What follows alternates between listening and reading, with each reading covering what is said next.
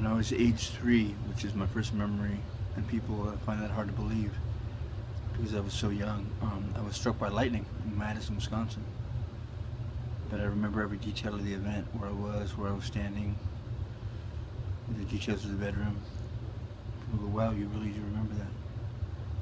Yeah, it was one of the times I've ever been back to Wisconsin to see my relatives. My dad's from Wisconsin. I spoke fluent Spanish before I spoke English, and that was unusual. I had a choice, I mean, when you're around people who speak Spanish sometimes, but you're mainly around people who spoke English. Why would you choose to speak one different language? And I spoke it fluently, and it wasn't being taught to me. That was the thing. I picked it up, and I spoke it with a native tongue. They thought I was from Guatemala.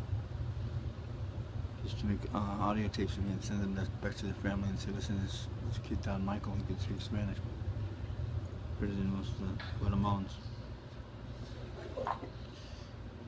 Lived in Encino.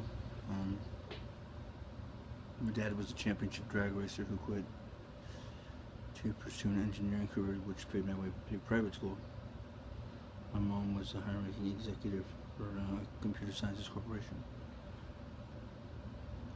My older brother, who passed away in 1991, actually, died of AIDS, and he was a partier. He was a total boogie nights, cocaine all weekend.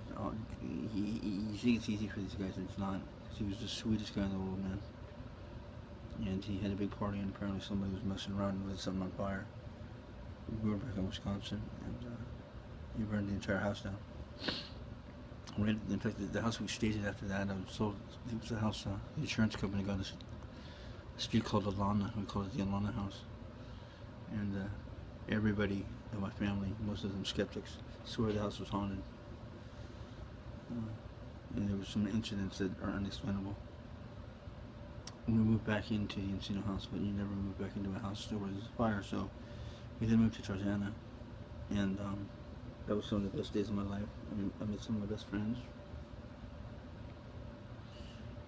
It was all about playing arcade games and riding your BMX bike.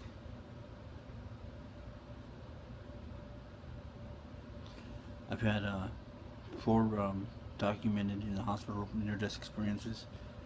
All of them have happened on April 29th of different years, 2005, 2008, 2009, and 2010. I almost lost both my legs. And I still have problems with what the doctors are calling vasculitis, but they say I was poisoned. This was months before I had to go into the actual emergency room. And I was in there for 2 months. And they thought I had MRSA, so they gave me my own room, so I got to be isolated.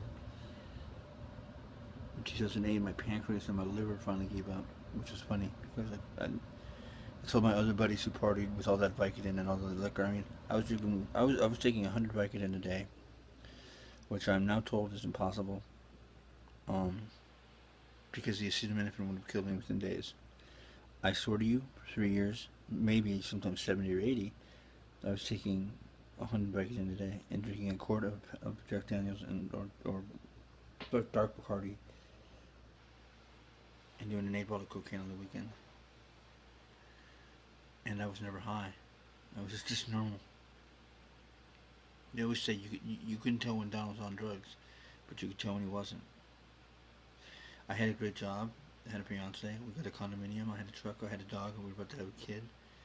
And I tried to get clean, and I came up here to get in rehab.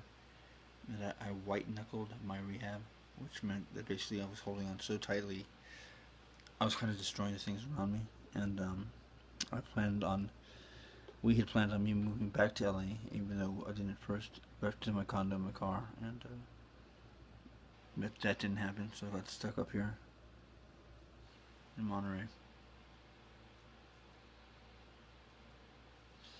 I was supposed to be an Olympic swimmer in 1984. I was training for it, but I was just too tired for it. Couldn't do it. Had a lot of interesting wild incidents with teachers and schools. Crespi Carmelite school I went to, which is a college prep school. I mean, you're not even supposed to apply there unless you get A's and B's and you're in good behavior. Or why my parents applied me there, I have no idea. And so we had this meeting with all these priests one day, and They got all on my case, like, what were you people thinking, you know? And they said, but if he goes to summer school here and he passes math and English, even though we would never accept him, we want to show you some letters that we received.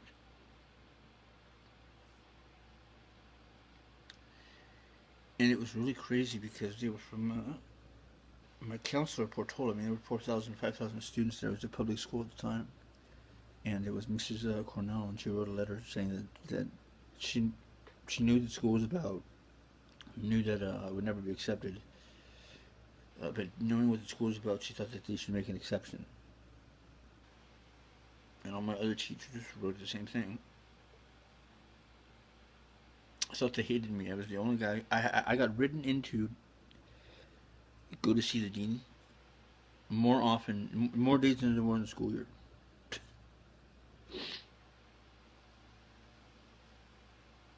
I burned my house down by accident, growing weed on 7200, typical.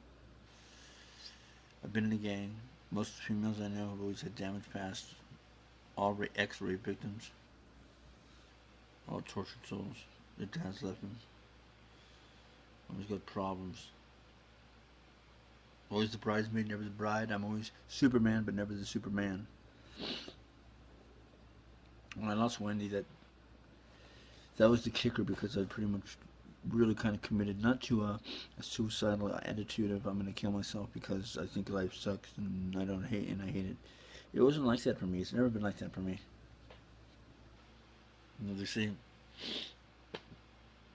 you know, I've tried everything in life, and the things I like the most, I kept doing. And it was more out of boredom. Like, I've done it. I've spent my time here. You know, it really wasn't a depression, sadness. Like, I can't think of anything that would make me happy. Yeah, daily things make me unhappy. My mom's sick. I'm not gonna do. I wouldn't kill myself or anything like that, anyways. But I wouldn't mind getting in the way of something painless, like a bullet or something like his head. Which has happened enough times. I'm always around criminalistic stuff. I get away with crazy stuff. I don't do bad things, but I'm always around at the wrong time. I'm always around at the wrong time. That's an eerie thing that always echoes in my life. So when the ascension happened, I felt a little bit better about who I was and what I was doing. I'll never forget one night my brother was living with us, and this is pre-Magic Johnson AIDS days, and he was screaming, "Help! Help! Help!" And I know my mom could hear him. The home nurse wasn't there. I knew everyone could hear him. And I was getting all frustrated in bed. I was like, dude, someone can fucking help him. Help, help. He had scars all over his body. So almost out of anger, I just jump up out of bed, come in there, and I grab him. At the time, if you were to touch another person with AIDS, they thought you would get AIDS.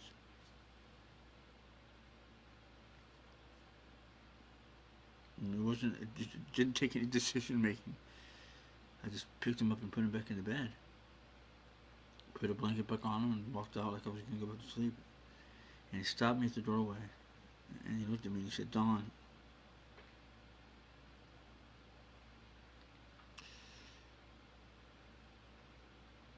you're one of the good souls." And at the time I didn't think much about it. I thought he was probably high on morphine or something. But I just see that vision, and I saw him die. I've seen many people die. I used to never cry. Nothing shook me up. People thought I didn't care, you know. And it was, I think, from like 2007 to like 2011. Nothing would make me cry. I mean, nothing would make me cry. It's almost physical pain. I'm still in a lot of physical pain. I can't take painkillers. I can't drink. And I opened up a Monterey Weekly magazine, and I saw the pictures of the Adopt-A-Pet dogs.